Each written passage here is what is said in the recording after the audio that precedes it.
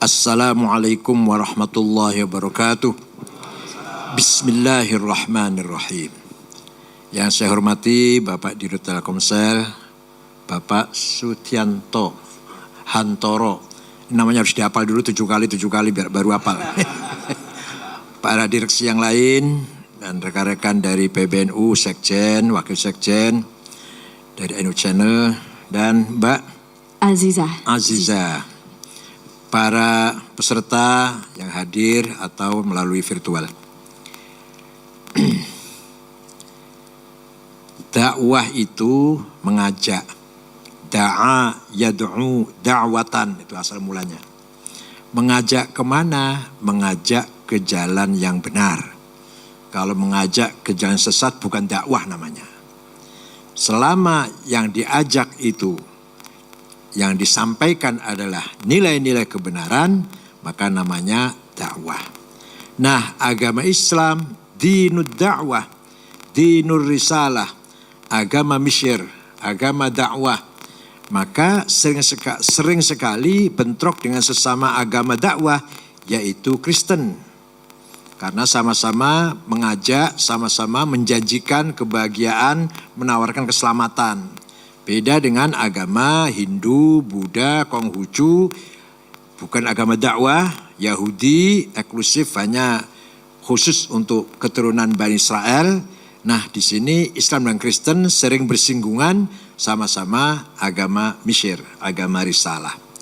Nah, cara dakwah sudah digariskan dalam Islam, dalam Al-Quran tegas sekali. Saya yakin semua orang baca. Ud'u ila sabili rabbika bil hikmati wal mau'izatil hasanati wajadilhum billati hasan.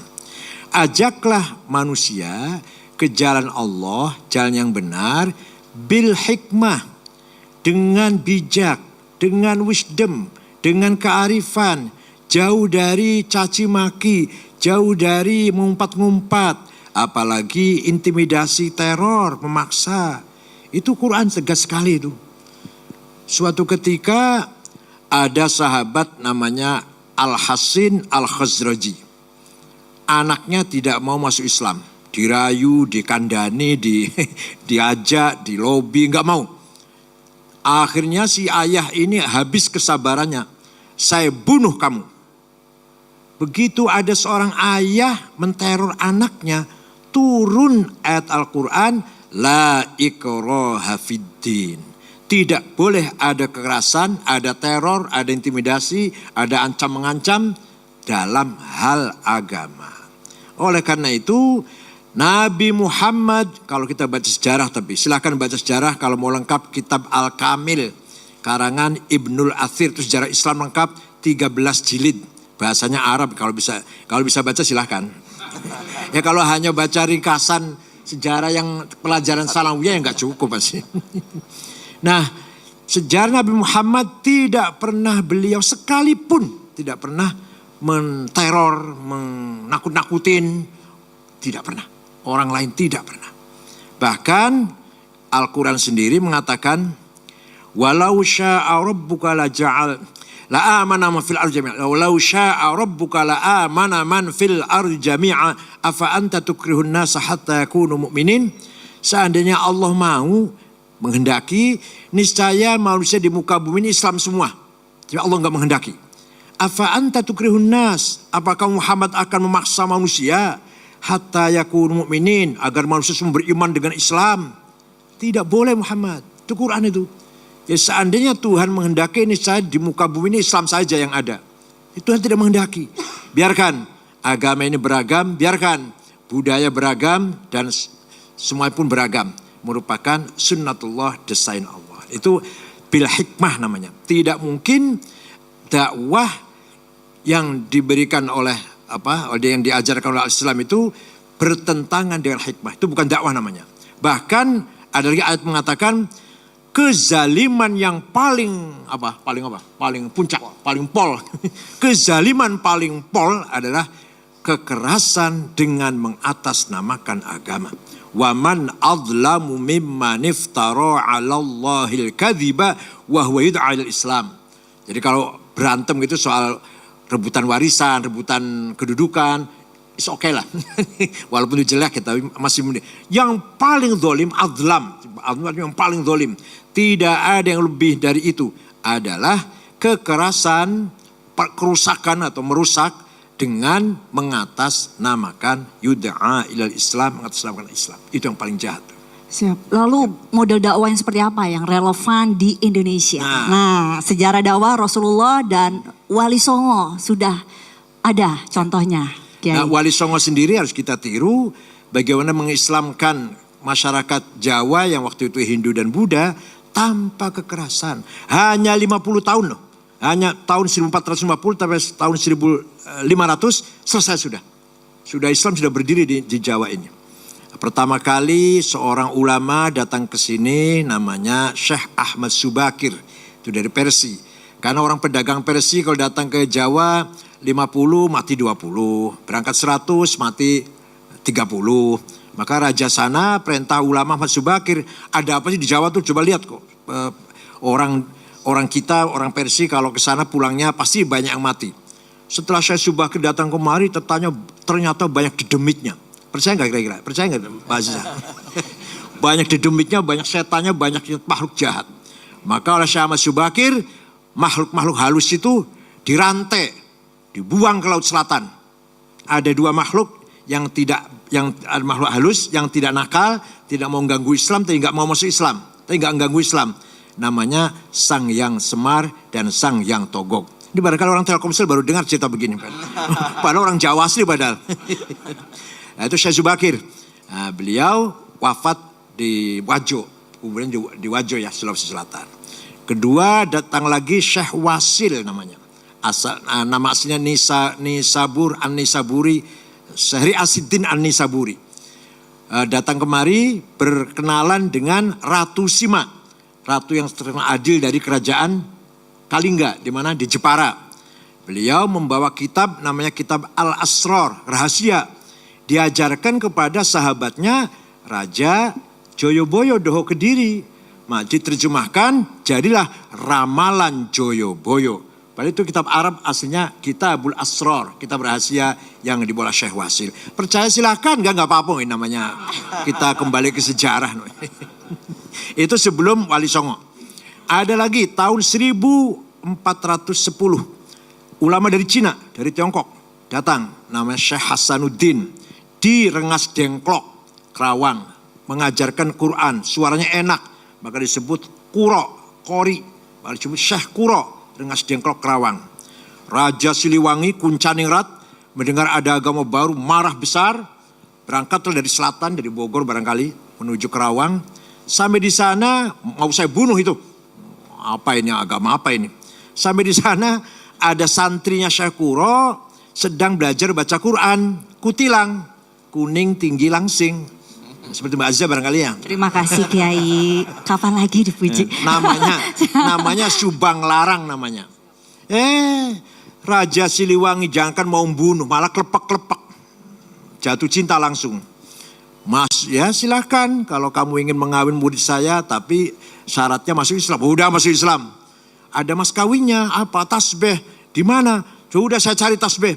Gak ada di sini, adanya di Mekah. Saya terbang ke sana. Ini dongengnya begitu dongengnya. Nah dia mau terbang, hong. Biasanya terbang kalau hong itu biasanya. Macet. Sekali lagi hong, gak terbang. Sekali lagi hong, macet juga. Nah, kata Syekh Kuro, kalau mau terbang baca Bismillahirrahmanirrahim. Hongnya dibaca loh. Bismillah dibaca, hong dibaca. Ringkas cerita dia terbang datang bawa tasbih. Terjadi pernikahan antara Raja Siliwangi dengan Subang Larang. Nanti punya anak, ini konon katanya Islamnya kurang serius si raja ini. Atau bahkan ada yang mengatakan murtad. Hanya karena ingin ngawin Subang Larang saja. Tapi nanti punya putra Syekh Rahmatullah atau Prabu Kian Santang yang kuburnya di Godog Garut itu yang akan mengislamkan seluruh Jawa Barat. Kecuali Patih Pucukumun dengan pengikutnya suku Baduy di Malimping. Agamanya tetap Karuhunan Sunda Wiwitan. Nah, nanti akan Syekh Rahmatullah punya adik namanya Abdullah Iman atau terkenal dengan Ki Kuwu Cirebon. Itu ya bupati lah. Nanti punya adik lagi perempuan namanya Rara Santang atau Syarifah Mudaim. Dinikah oleh seorang Habib dari India namanya Abdullah Azmat Khan punya anak siapa Pak? Sunan Gunung Jati. Ya Sunan Gunung Jati itu dari ibu cucu Prabu Siliwangi, dari bapak Habib dari India, turunan Gujarat, namanya Abdullah Azmat. Cerita begini sulit tuh, dikira gampang apa? Dikira baru baca kemarin apa? Itu kok bisa tahu semua ya Bu ya, hebat ya, luar biasa ya ilmunya. Subhanallah. Nah, datang Islam kemari, mohon maaf, ini bukan saya merendahkan agama lain. Agama Hindu kan berkasta-kasta. Brahma, Satria, Sudra, Veria, Waisa. Nah, masalah agama hanya Brahma. Yang lain gak usah tahu lah. Orang kecil gak usah tahu. Ini ikut aja. Tidak boleh baca kitab suci. Waisa, Varia ini, Sudra ini. Agama Islam datang. Semua orang Islam harus bisa baca Quran. Walaupun minimal Al-Fatihah harus bisa. Jadi mereka kaget. Seumur-umur baru boleh baca kitab suci kalamnya Tuhan kalau masuk Islam. Kalau nggak masuk Islam sampai kiamat kurang 2 hari nggak mungkin baca kitab sucinya Tuhan. Itu yang menarik. Kemudian bahasa Jawa, mohon maaf bahasa Jawa. Jawa Pak? Saya Jawa. Ini. Saya Sumatera Pak. Sumatera. Beda dikit. Bahasa Jawa ada ingsun, aku. Itu ingsun gak boleh orang kecil Sudra, Varia, Waisa mengatakan ingsun, menggunakan ingsun. Itu raja itu ingsun. Kalau orang kecil itu kaulo alit, budak kecil. Sampean dalem, debu yang ada di kakimu. Saya ini debu yang ada di kakimu. Kalau salaman gak boleh tangan, dengkul yang dicium. Sampai sekarang masih. Hamkubono itu kalau rakyat salaman dengkul yang salamannya bukan tangan. Sampai sekarang. Datang agama Islam, orang kecil gak boleh ngomong ingsun tadi itu. Datang agama Islam atau para wali songo terutama ngajarin gini. Nawaitul wudu'a, niat sholat, niat sopo ingsun ambil air wudu. Usolli fardhu zuhri, niat sholat ingsun sholat zuhur. Tuh orang Jawa kaget. Boleh mengucapkan ingsun, boleh menggunakan kata ingsun kalau masuk Islam. Kalau nggak masuk Islam jangan harap bisa ngomong ingsun. Kaulo alit, alah budak kecil.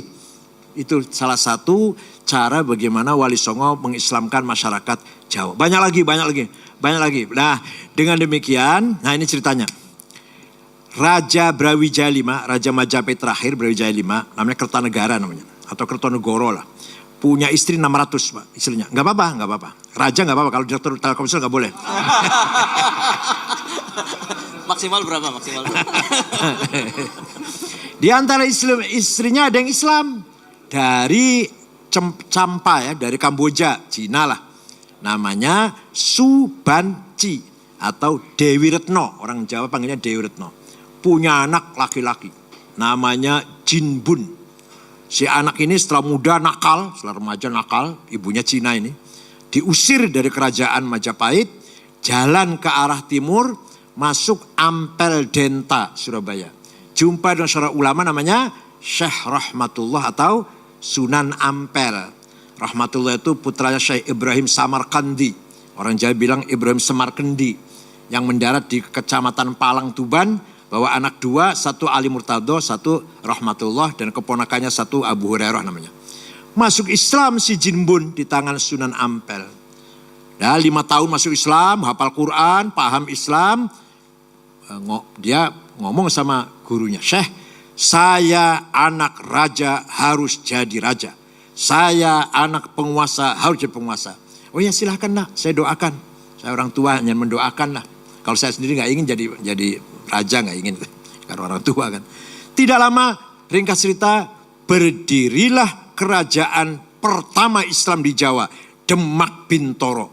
Rajanya adalah Jinbun. Oh ya namanya diganti oleh Sunan Ampel. Abdul Fattah.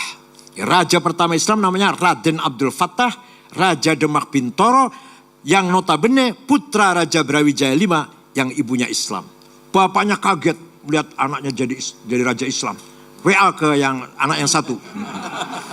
Prabu Sriwijaya di Sumatera Selatan. Namanya Aryadillah. Nah Jinbun jadi Raja Islam, gimana komentar kamu? WA-nya direply. Yang terhormat ayahanda, mohon maaf saya sendiri sudah lama masuk Islam. Nama saya sekarang bukan Aryadillah tapi Fatahillah. Bapaknya kaget, anak masuk Islam semua. Lama-lama orang Jawa berbondong-bondong ikut Demak. Karena beberapa nilai-nilai Islam yang tadi tuh, yang egaliter, yang ya pokoknya lebih bersih, lebih minimal mencuci muka, tangan, kaki 5 kali sehari semalam. Walhasil nilai-nilai yang luhur daripada Hindu lah. Maka Brawijaya V ditinggal oleh rakyatnya. Ditinggal rakyatnya, akhirnya dia masuk Islam. Dengan masuk Islamnya Brawijaya V, selesailah riwayat Imperium Majapahit.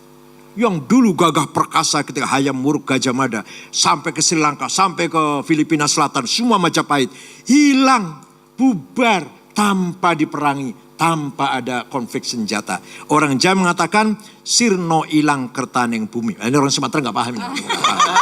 Siap. Kerajaan Majapahit hilang ditelan bumi.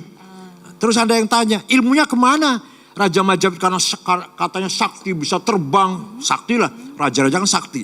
Kemana ilmunya? Surodiro Joyoningrat lebur dening pangastuti. Kehebatan keningratan orang Jawa kalah oleh jampinya santri, doanya santri, mantra-mantranya santri. Santri dulu tapi. Santri kalau dulu. santri sekarang doanya drobos. karena keseringan bikin proposal. Jadi hilangnya Majapahit, hilangnya Pajajaran tadi karena kawin dengan Subang Larang, hilangnya Sriwijaya tanpa peperangan, bil hikmah. Nah, kalau relevansinya dengan yang sekarang ini gimana Kiai? Ada banyak sekali ceramah dan konten Islami terkait hoax, konten yang isinya mencaci, membenci. Pasti orang itu tidak paham Islam. Pasti, saya jamin. Walaupun kalau paham Islam gak akan keras. Mohon maaf Kiai, mereka juga pakai dalil, mereka juga pakai hadis ya Kiai. Pasti salah paham. Oh seperti itu. Contoh, ayat mengatakan walladzina hajaru wa khriju min jarihim wa udhu fi sabili wa qatalu wa qutilu kaffiran anhum sayiatihim wa adkhilanhum jannatin tajri min tahtiha al-anhar. Barang siapa keluar dari rumah dan jihad, membunuh atau terbunuh, langsung surga.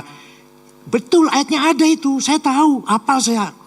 Tapi lihat dong konteksnya turun ayat itu ketika lagi perang Ahzab, perang multi pasukan atau multi apa namanya? Ahzab, multinasional ya. Madinah diserbu 10.000 pasukan, seluruh suku Arab dikoordinasi oleh Abu Sufyan dari Mekah, nyerang Madinah sampai Nabi bikin parit untuk pertahanan. Beberapa kudanya musuh yang besar-besar bisa loncat parit. Beberapa sahabat ketakutan, masuk ke rumah sembunyi. Turun ayat itu, keluar dari rumah, jangan takut. Kamu membunuh, kamu mati, surga balasannya. Jadi ketika ayat itu turun, kita harus tahu apa konteksnya. Lagi perang, masa sekarang lagi amannya bom. Ya kadang gini Kiai, mereka gak keluar rumah tapi bisa upload, bisa nulis di konten-konten. Nah nanti kita tanya tuh ke Mas Anto, lanjut Kiai. Jadi memahami ayat Quran tidak gampang. Gini ya, ayat Quran itu tidak gampang. Ada berbagai macam ayat tipenya. Ada ayat muhkamah, baku, gak bisa ditafsiri lah. Qul wallahu ahad, Allah satu, gak bisa ditafsir. Ada ayat mutasyabih, masih remeng-remeng, masih perlu ditafsir. Senggolan dengan istri itu batal apa tidak, itu berbagai pendapat ulama. Ada ayat mutlaqah, absolut. Atiullah wa atiur rasul, taat kepada Allah, taat kepada Rasulullah. Ada yang muqayyad, tidak absolut. Wa ulil amri minkum, taat kepada pemerintah dengan syarat kalau pemerintahnya baik. Kalau enggak baik ya jangan ditaatin. Padahal satu rentetan tuh. Atiullah wa atiur rasul ulil amri minkum. Tapi yang dua tadi absolut, mutlak, yang ini muqayyad namanya. Ada ayat umum, am, aqimus sholat, sholat 5 waktu, itu umum itu, siapapun, kapanpun, dimanapun wajib sholat. Ada yang khas, yang khusus. Tadi ayat jihad tadi, ayat jihad khusus namanya ketika lagi perang. Kemudian ada ayat hakiki, realistis, ada majazi, metafor.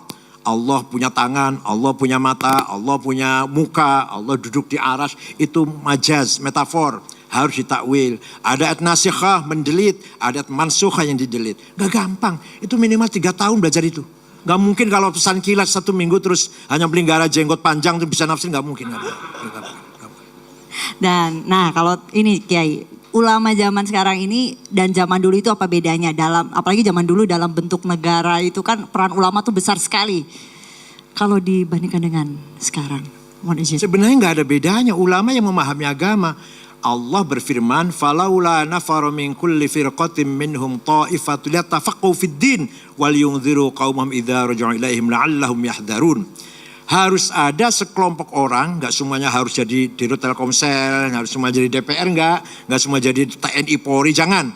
Harus ada satu ya sekelompok orang yang khusus yatafaqahu fid din, mendalami, memahami agama.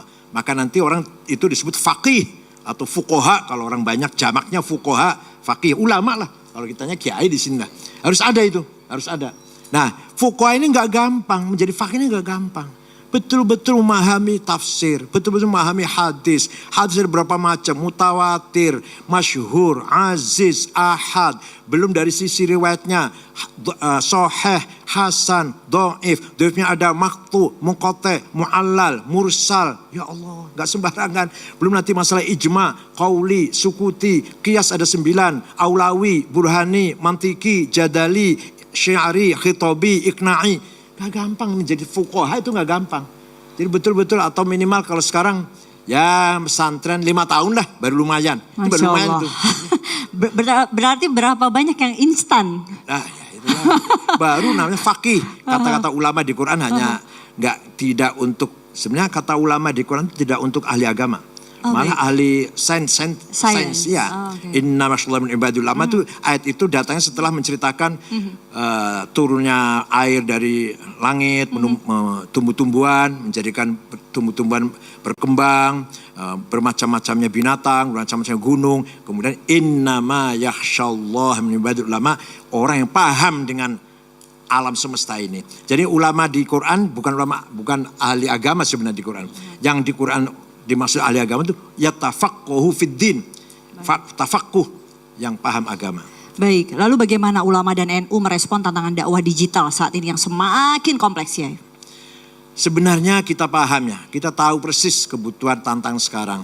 Hanya kita masih mengejar ketinggalan, ya maklumlah kita dari basic pesantren tradisional kalau NU itu. Kenapa?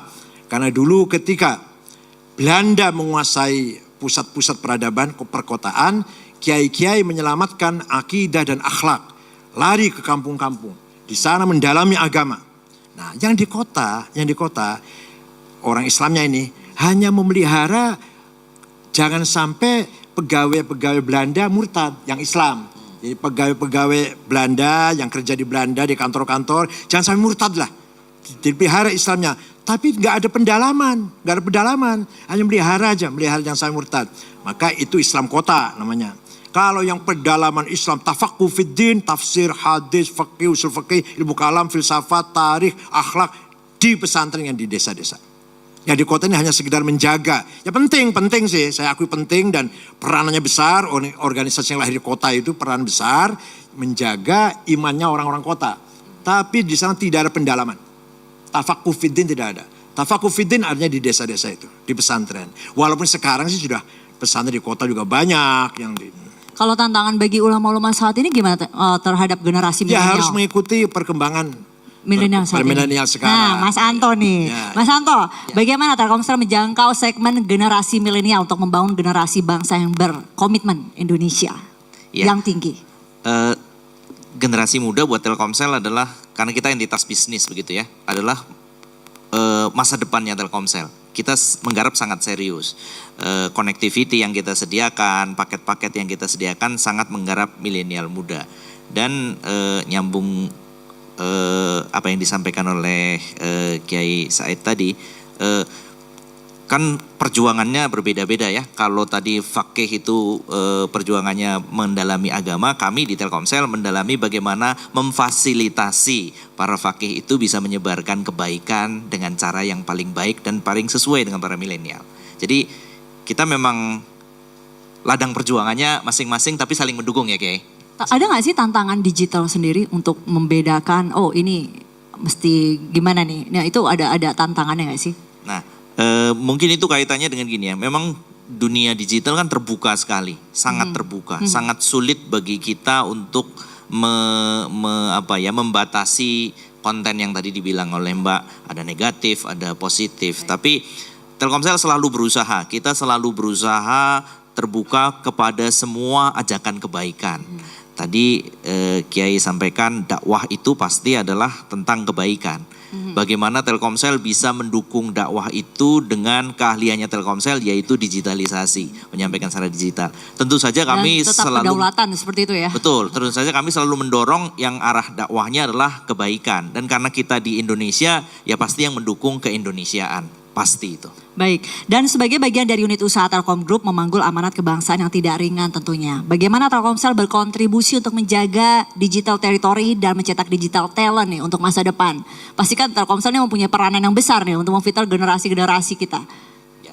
Buat Telkomsel sendiri, kita menyediakan sarananya ya. Kita punya network yang luas untuk membuat para milenial maupun para pendakwah tadi, pendakwah kebaikan itu tadi untuk bisa mendakwahkan kepada para milenial itu pasti. Kemudian kita juga punya program-program untuk membangun talent-talent digital di Indonesia.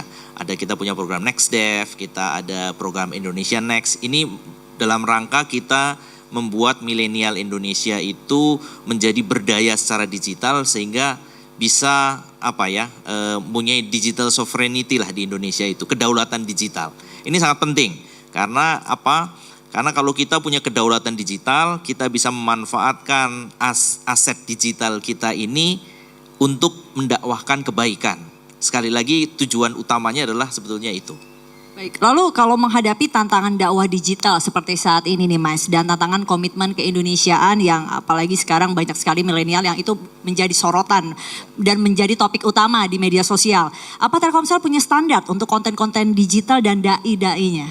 Ya, insya Allah hari ini kita kerjasama NU Channel dengan Majelis Telkomsel Taqwa.